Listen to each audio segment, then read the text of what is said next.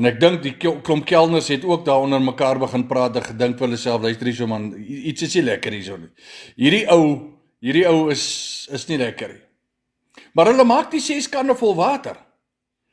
En toe die kanne vol water gemaak is, toe sê Jesus vir hulle, nou skep julle en julle gaan gee vir die mense om te gee. En die eerste ding wat hulle doen is hulle skep van die water en hulle gaan gee dit aan die bruidegom.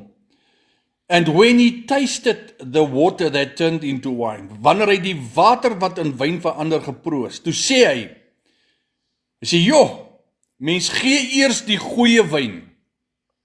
En as die ouens nou lekker gedrink het, dan is hulle nou lekker onder die prop is, nee. Dan gee jy vir hulle die papsak wyn.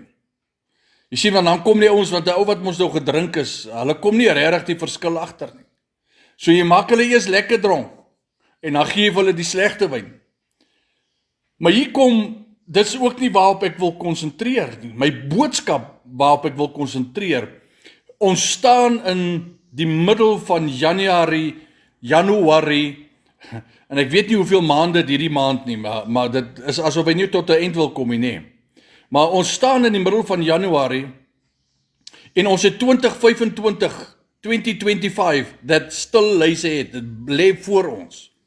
En so baie van ons het New Year's resolutions, ons het New Year's, nuwejaarsvoorneme, ons gaan hierdie jaar gaan ons gym, ons gaan hierdie jaar stap, ons gaan hierdie jaar so, ons gaan hierdie jaar minder eet, ons gaan meer eet, wat ook al die geval mag wees.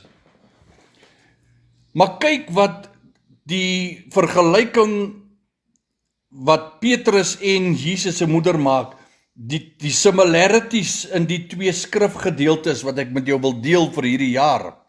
En wat jy vir my gevra het, na die naweek se boodskap by die Bikers Church, jy het vir my gesê, asseblief JP, praat weer oor hierdie ding, ons het die boodskap geniet, en dis hoekom ek vandag op Refuel Wednesday, weer oor hierdie ding net 'n bietjie met jou wil praat. Hierdie 2025 wat voorlê, hou vir ons almal challenges in.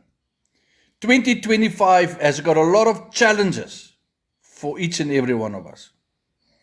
En ek sê nou vir jou, nie een van ons word kwyt geskel van die uitdagings wat daar lê vir ons vir hierdie jaar wat voorlê nie.